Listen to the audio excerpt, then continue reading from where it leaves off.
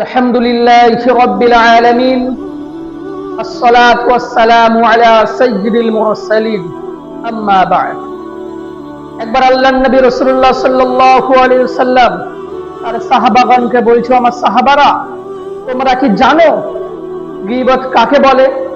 তখন সাহাবাগণ বলছে, আল্লাহু ওয়া রাসূলুহু আ'লাম, আল্লাহ এবং তার রাসূলই ভালো জানেন। তারপর আল্লাহর নবী রাসূলুল্লাহ বলছে, যিকরুকা আখুকা বিমা ইয়াকরাহু, গীবত হচ্ছে ওই জিনিস যদি তুমি তোমার ভাইয়ের অনুপস্থিতিতে এমন কিছু কথা বলো যেই কথাটা শুনলে তোমার ভাই মনে কষ্ট পাবে, এটাই হচ্ছে গীবত। একজন সাহাবা দাঁড়িয়ে উঠে জিজ্ঞাসা করছে, ইয়া রাসূলুল্লাহ, যদি ওই সমস্যাটা, ওই জিনিসটা যদি ওই ভাইয়ের মধ্যে থাকে এবং যেই কথাটা আমি লোকেদের কাছে প্রচার করেছি যদি সত্যি হয়ে থাকে, তাহলে সেটাও কি গীবত? আল্লাহর নবী বলছে, হ্যাঁ, এটাই হচ্ছে গীবত, এটাই হচ্ছে গীবত।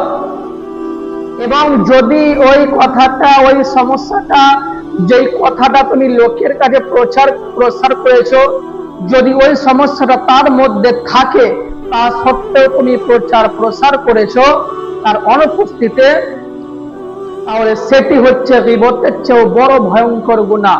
তুহমাত লাগানো, মিথ্যা অপবাদ দেওয়া। মুমিন কোনোদিন কারো গীবত করে না।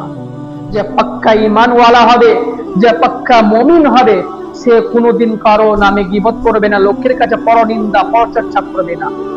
গীবত করা মানে হচ্ছে মৃত ভাইয়ের গোশত খাওয়ার মতো।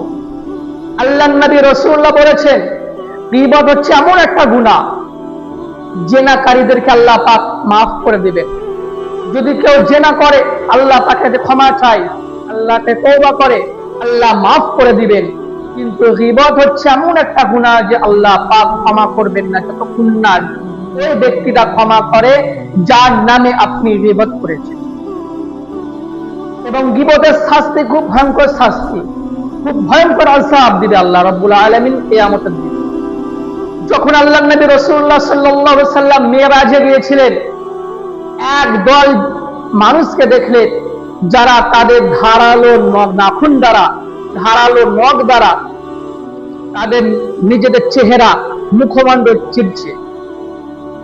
এই দৃশ্যটা দেখে রাসূলুল্লাহ জিবরাইল ফেরেশতাকে জিজ্ঞাসা করেছে, হে জিবরাইল, এরা কারা যে তারা নিজেদের ধারালো নখ দিয়ে নিজেদের চেহারা, নিজেদের দেহ চিরছে?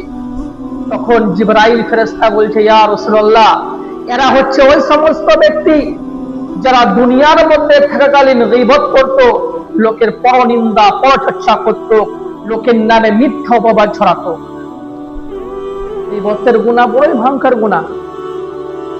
গীবত হচ্ছে এমন একটা জিনিস যে আপনি মানুষের নামে গীবত করেছেন, আপনি অমুক একজনের নামে গীবত করেছেন, যে আপনি যে সওয়াবটা কামিয়েছিলেন, যে নেকিটা কামিয়েছিলেন, আপনার সওয়াব, আপনার নেকিগুলোকে ওই ব্যক্তির আমলনামায় লিখে দেবে যার নামে আপনি গীবত করেছেন।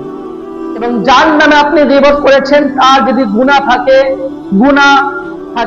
ওই গুনাহগুলোকে আপনার আমলনামায় করে দেবেন।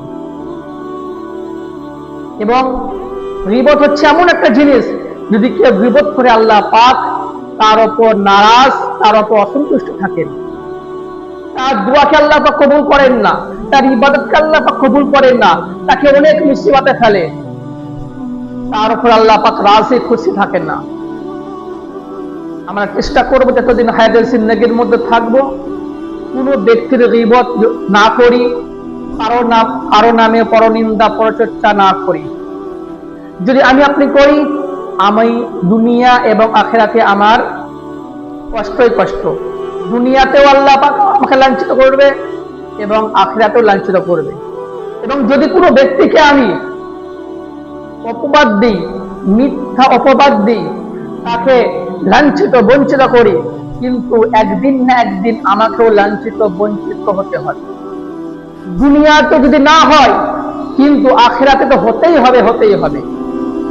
আল্লাহ পাক ওই সমস্ত ব্যক্তিদেরকে যারা অন্য মানুষকে অপবাদ দেয়, লাঞ্ছিত বঞ্চিত করে, অসম্মানিত করে, আল্লাহ পাক ওই সমস্ত ব্যক্তিদেরকে দুনিয়াতেও লাঞ্ছিত বঞ্চিত করবে, আখিরাতেও লাঞ্ছিত বঞ্চিত করবে।